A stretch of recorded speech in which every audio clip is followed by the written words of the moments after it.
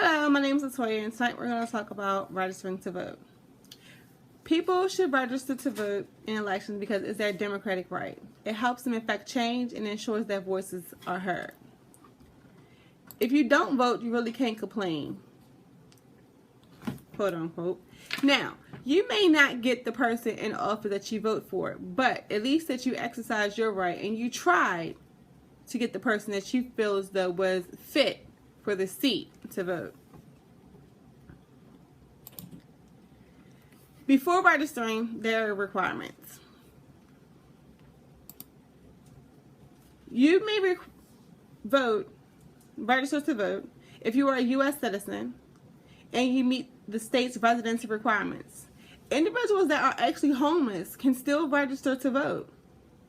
Just because you don't have a permanent address, you can register to vote. So please make sure you let everyone know their status because they can vote. If you are age of 18, you may vote on election day. However, at the age of 16, you may register to vote, but you cannot cast a ballot. You can go ahead and get your application in there. You can go ahead and select your party that you would like to be affiliated with, but you can't actually say who you want to be, and you can't actually go to the polling site to to cast your vote until your age of 18.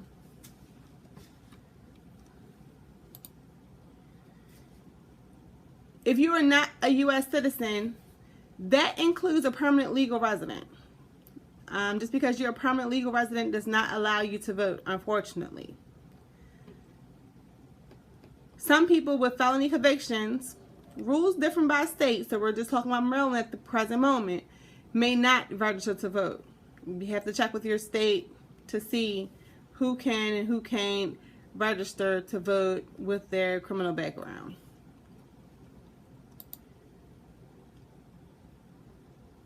Two-thirds of the state's requests will require that you provide some identification before you allow at the polls. So when you are 18 and you are granted permission to go vote, please make sure that you bring your ID or some form of identification to say you are who you say you are. To register, you may register at many places actually, but to name a few, you can register at the NBA, you can register at your school, you can register online, or submitting an application strictly to the Board of Elections. Many opportunities to register. Deadlines do vary, so again, check with your local Board of Elections to figure out when the last time you can actually vote for that particular state.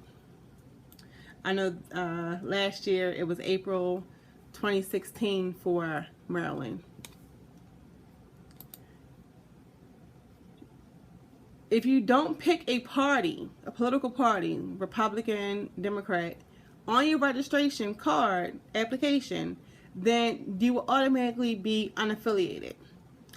Now you can change your status at any time by just renewing another card, submitting a letter to the Board of Elections saying that you want to change your affiliation. Because if you don't and you remain unaffiliated, then you won't be able to participate in the primary elections. You can participate in like primary mayor elections, like local jurisdiction elections, but you won't be able to do like national elections if you're unaffiliated. Unaffiliated is kind of a little hassle as well too, because you also got to do paper ballots and so forth and so on. So it's up to you. Actually, you're right. You do what you want to do. Just make sure you vote.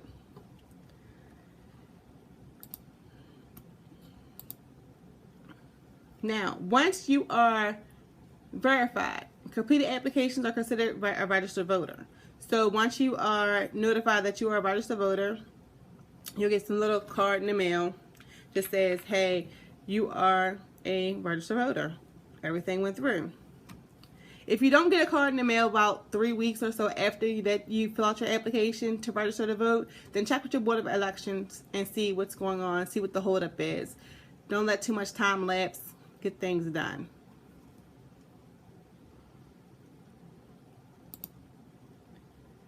As long as you reside in the state of Maryland, you are a registered voter forever, permanently.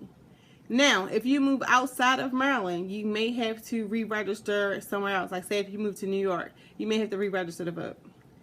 But as long as you stay in Maryland, no matter where you change your address to, no matter what your zip code is, you are a permanent voter registered person. Yes, you are. Now, once you fill out the application and you get your little card in the mail, you want to find out three things, at least three things. You want to find out where to vote. You want to find out your voting districts. And you also want to find out your local board of elections. Importance. Very important things that you need to find out. If you have a disability, no worries. No worries. Most of the local places that you vote at, like the voting polls, have capabilities for disability individuals to vote. They may have someone to assist you. They may have someone that will help you do whatever, but they will be able to be assisted. So let's go over this. Register, and then you're gonna remember to vote. So if you have a smartphone, which most people do nowadays, put it in your smartphone, have it go off at a certain date, alert you, let you know like, hey, it's time to vote. Let's get out there, let's go cast our ballots. First-time voters and elderly individuals, I encourage them to actually get a sample ballot. Look it over, check off who you want to vote for, read the directions of what's going to go on at the voting site. Because nowadays, electronics are a little tricky, and it's a little challenging for some as well. So we're going to pre-prep for this, and we're going to pre-prep for this activity. So we're going to get a sample ballot, we're going to look things over, and go from there. So when we get to the polling site, we're going to be ready.